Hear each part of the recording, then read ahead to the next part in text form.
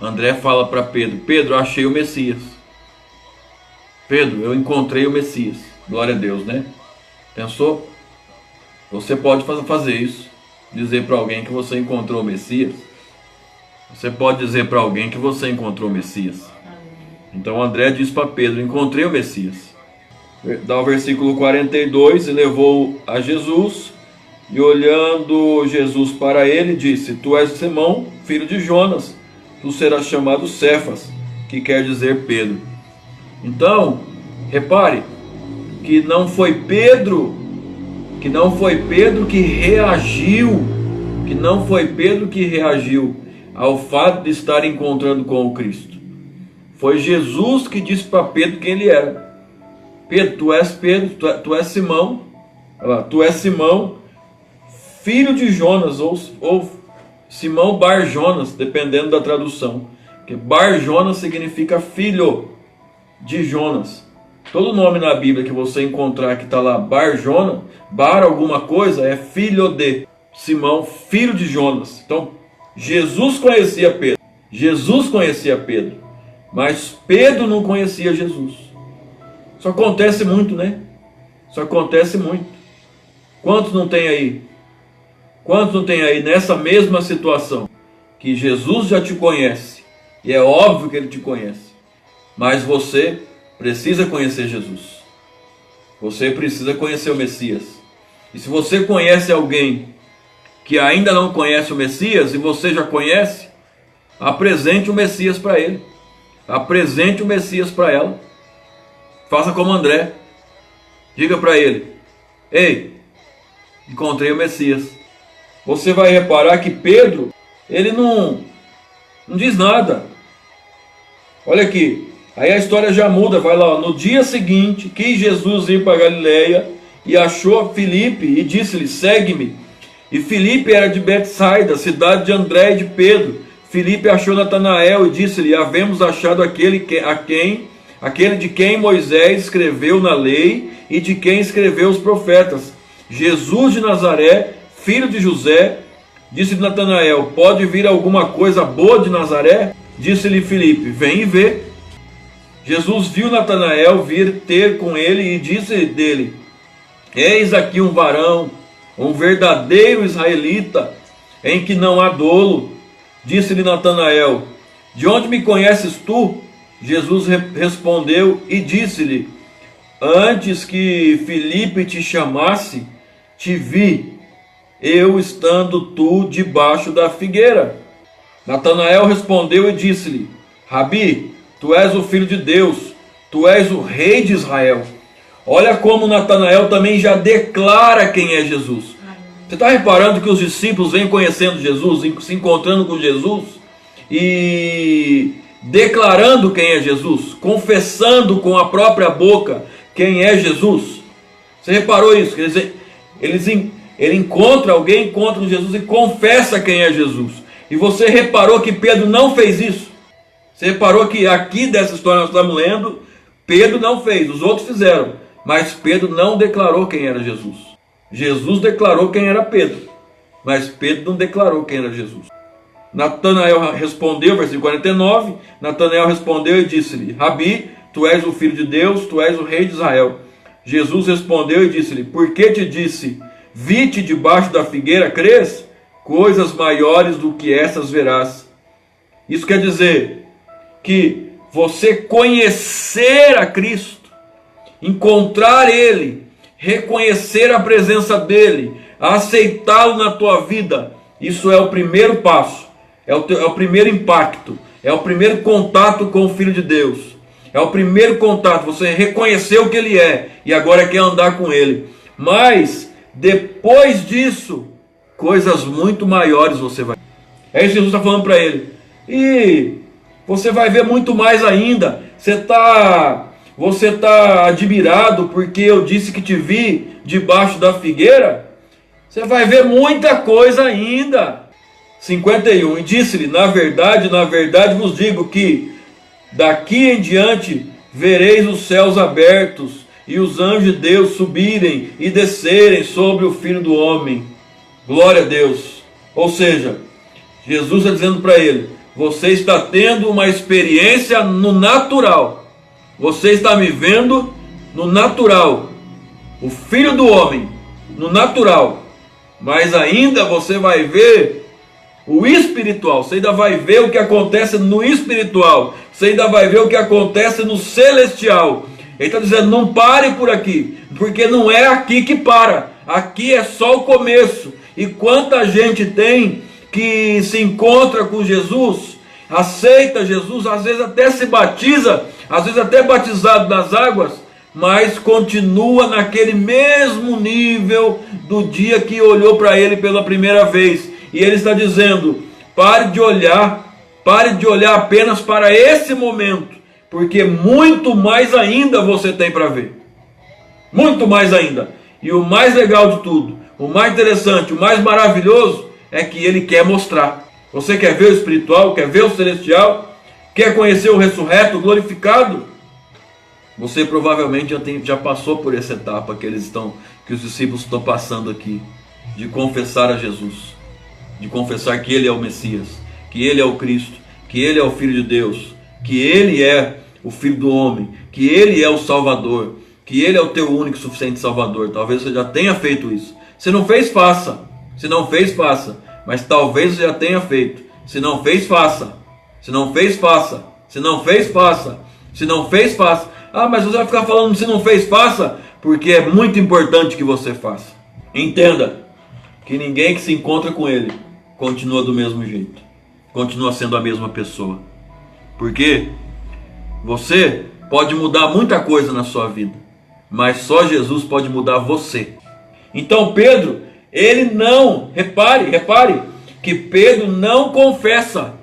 Pedro, ele não confessa, ele não fala, ele não diz que quem é Jesus, tu és o rei de Israel, como disse aqui Natanael.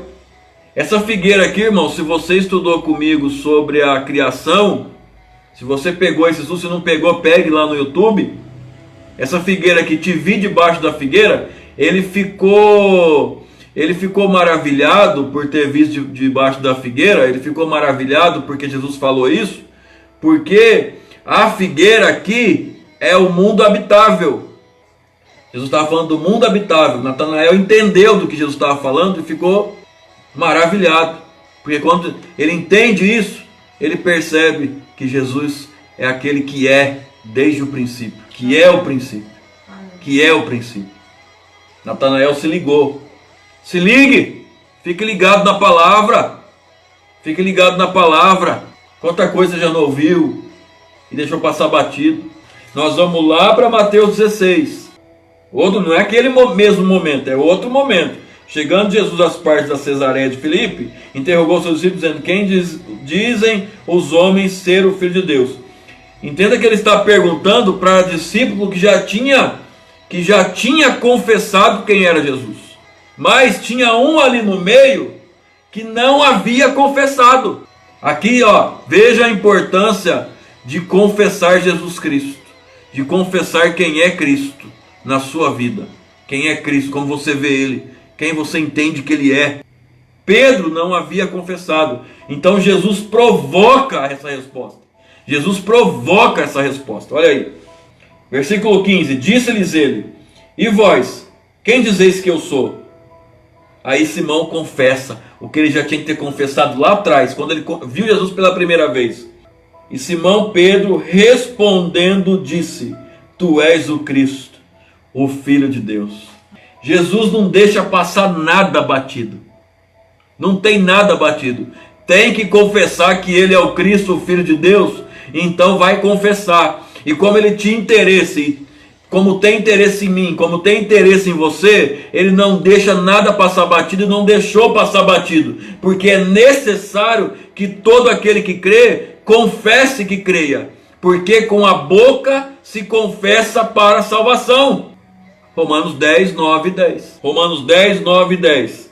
A saber, se com a tua boca confessares ao Senhor Jesus, e em teu coração creres que Deus o ressuscitou dos mortos, serás salvo. Visto que com o coração se crê para a justiça, e com a boca se faz confissão para a salvação. Você já sabe qual é o propósito de Deus na tua vida?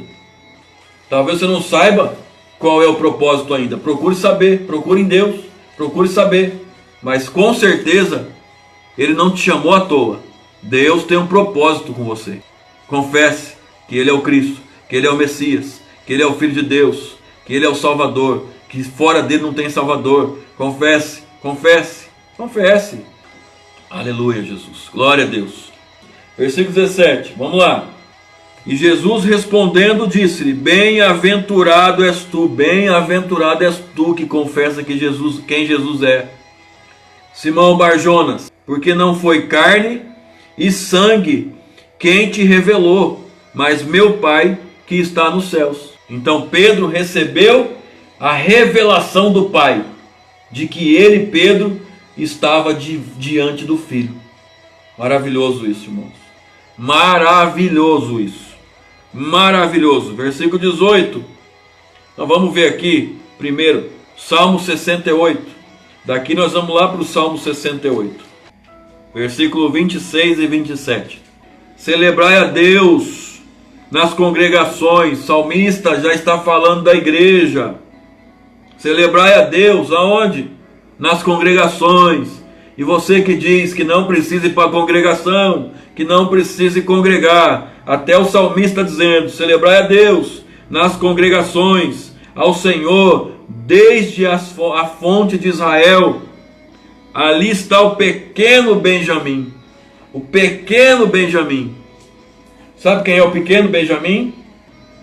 O nome Paulo significa pequeno. E o apóstolo Paulo é um israelita da tribo de Benjamim. Aqui o salmista já estava falando do apóstolo Paulo. Vamos continuar, versículo 18 do capítulo 16 de Mateus. Pois também eu te digo que tu és Pedro, e sobre essa pedra edificarei a minha igreja, e as portas do inferno não prevalecerão contra ela. Aqui nós vamos lá para o Salmo 102. Está gostando?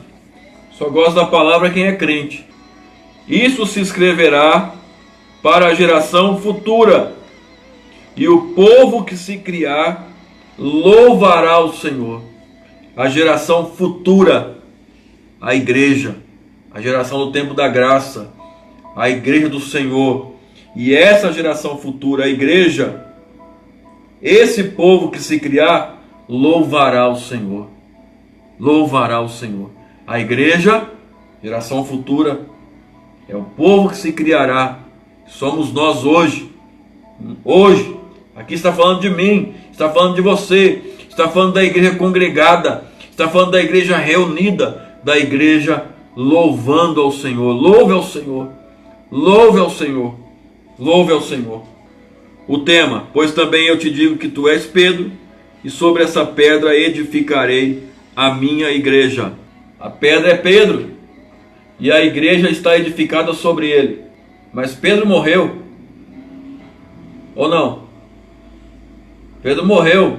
Se a igreja está edificada sobre ele, e ele morreu, a igreja caiu. A pedra, entenda, a pedra é a revelação. Versículo 17: não foi carne e sangue quem te revelou. Revelação do Pai. O Pai te revelou. E sobre essa pedra, que pedra? A revelação. Sobre essa revelação de quem eu sou, eu edifico a igreja. Sobre a revelação.